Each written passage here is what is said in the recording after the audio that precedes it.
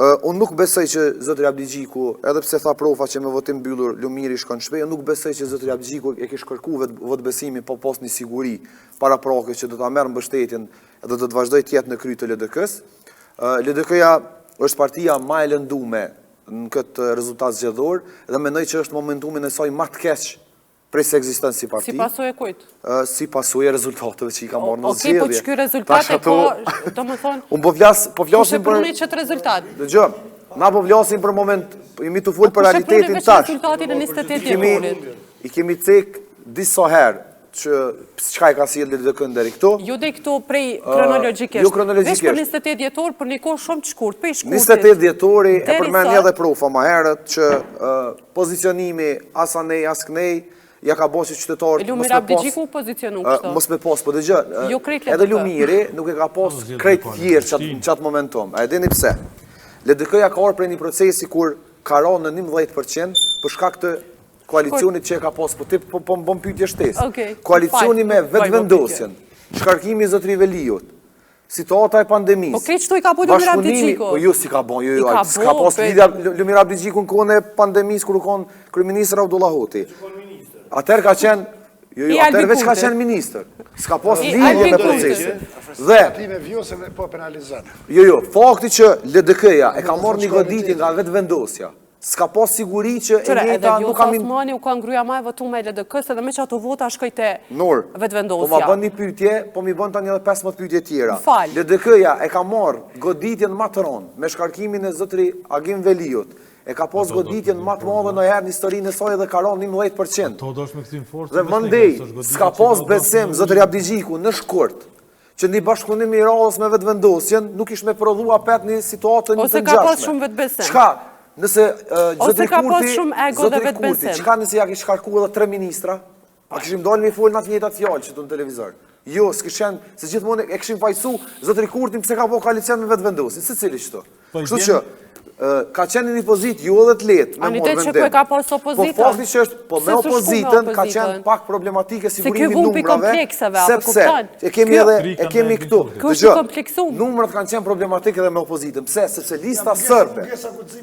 Lista nuk kanë komunikuar me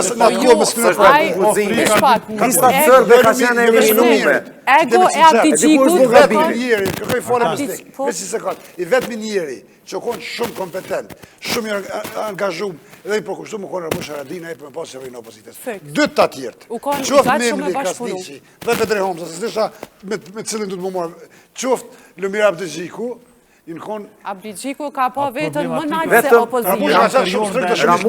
Ramush Haradina i ka qenë kategorik vish për qeverit të opozitës. Dhe ka qenë kategorik për i ditës parë. Edhe ka punu në drejtim. Po ta kemi parasysh diçka.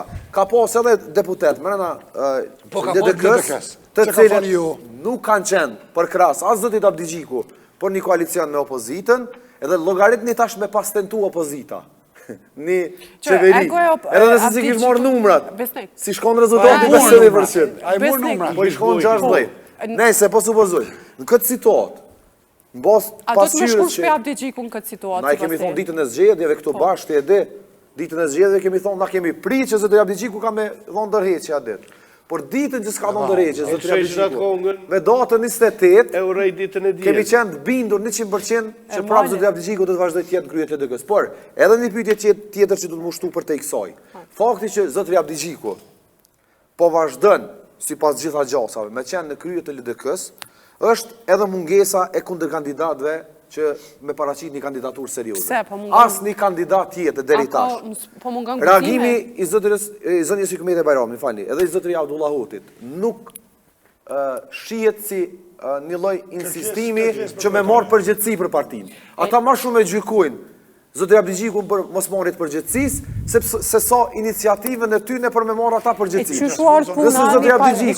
Një parti si LDK që u ka në proceset më të rëndësishme të vendit tonë, sot nuk e ke një kandidat që me thonë... Çka jemi të folë, po që ku ekipë PDK-n?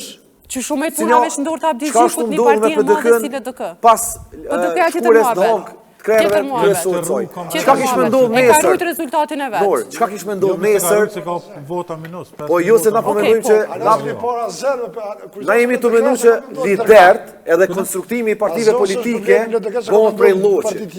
Nuk bëhen partit, Nuk bëhet veç edhe veç na përmendojmë me çet fjali edhe unë e lideri mbylla. ndërton rrethin e vet. As lidert, as partit politike nuk bëhen brenda natës. E vërtet. Vetë vendosja, pa Albin Kurtin.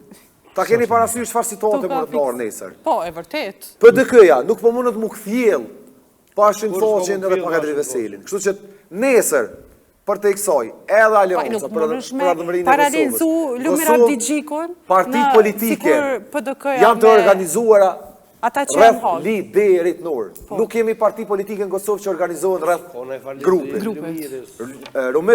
Ramosh Haradinaj, Albin Kurti, Hashim Thaçi, Kadri Veseli, mandej të kalumën Ibrahim Rugova, që shtu janë organizu parti në Kosovë. Është shumë problematike me kriju parti të grupeve. Ja, Skadria s'ka mujt me mojt. Edhe Kadria, po prej largimit Po s'ka mujt me kriju, bile. Ka pas Romi në momentin që larguash e mësoqi, PDK ka filluar me Romi. Çka nëse nesër kemi prapë zgjedhje të reja, LDK-ja do të jetë drejt Nikolopsi tjetër, nëse bëhen eksperimente të radhës. Po, visare fundit. Unë paka shumë komplet po mi lexon menimet më do këtë besniki.